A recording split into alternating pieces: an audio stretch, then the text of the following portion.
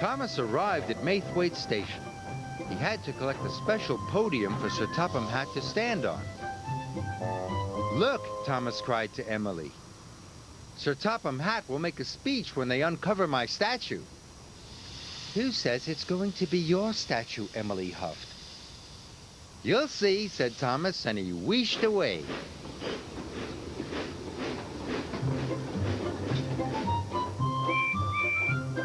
Percy arrived as Thomas's trucks were being unloaded. Thomas started to talk to Percy about his statue again. "Please stop talking about the statue," peeped Percy. Thomas was surprised. "No one wants to hear about it anymore. No one wants to talk to you anymore," Percy added crossly. "And neither do I." Thomas was left all alone. No one was talking to him.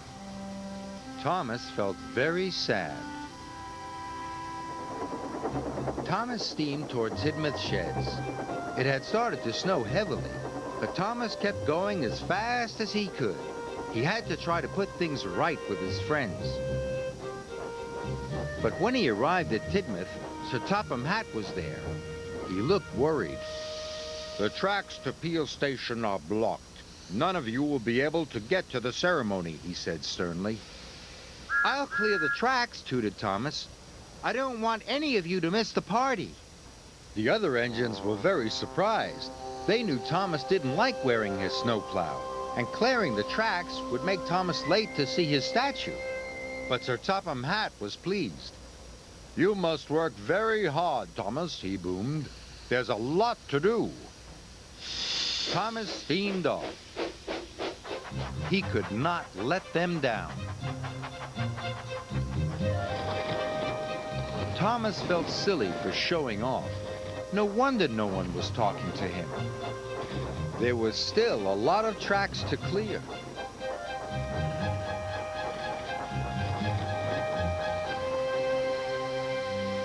Thanks to Thomas, everyone was able to get to Peel Station. They gathered nearby. The statue was covered in snow, but the sun had started to shine, and the snow began to melt. Sir Topham Hatt told everyone how proud he was of all his engines. But the engines were still thinking about Thomas, and they were still cross. Just then, there was a loud slooshing noise. A big patch of snow slid off the statue. Then another. Then another.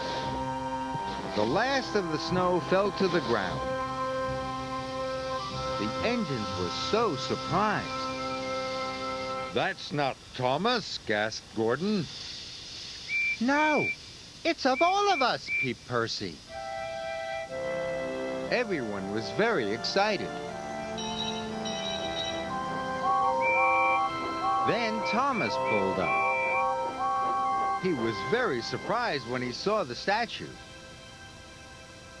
"It's not of me at all," he cried. Thomas was very relieved and very happy. "I'm very sorry that I made you all so cross," he puffed.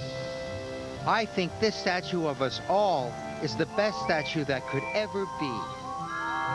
And all the engines agreed.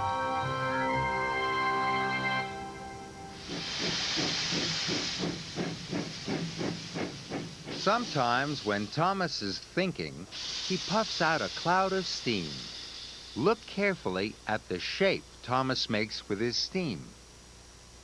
Thomas is thinking about one of his friends. Whose shape is that? This friend has a long tail at the back. And what are these on top? They're rotor blades. Thomas is thinking about Harold the helicopter. Now Thomas is thinking again. What shape is his steam making this time? Thomas is thinking about a person. Whose shape is that? They've got a round body, and they're wearing a kind of hat. Who wears a top hat? Sir Topham Hatt. Thomas is thinking about Sir Topham Hatt.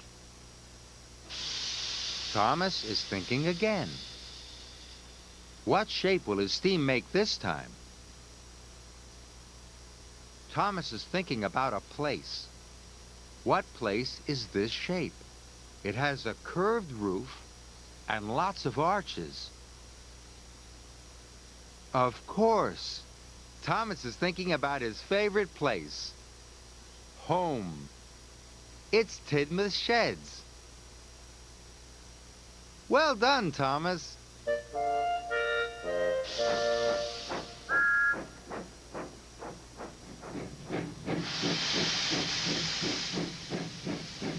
Toby's Windmill. There are many beautiful places on the island of Sodor. The engines love the pretty watermill, the peaceful canals, and the castle on the lake. Toby's favorite place is the old windmill. The windmill is worn. It cannot make much flour now. Toby loves to watch the sails go round, and the miller is his friend. Good morning, Toby. One day, Toby was collecting a load of flour to take to the market. But he was so busy watching the windmill sails that he forgot to look where he was going.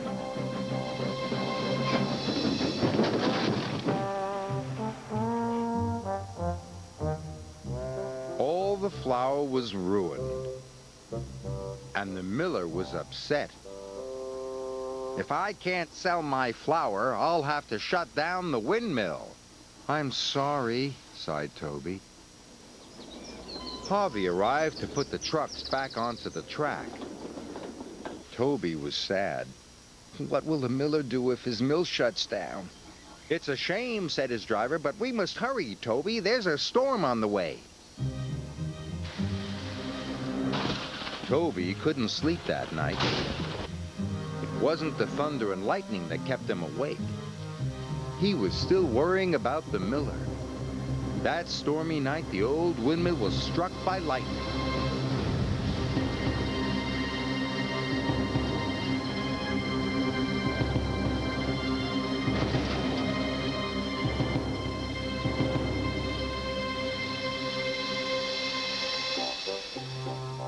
The next morning, Toby chuffed carefully along his branch line. The storm had torn trees from the ground, and the farm buildings had been damaged.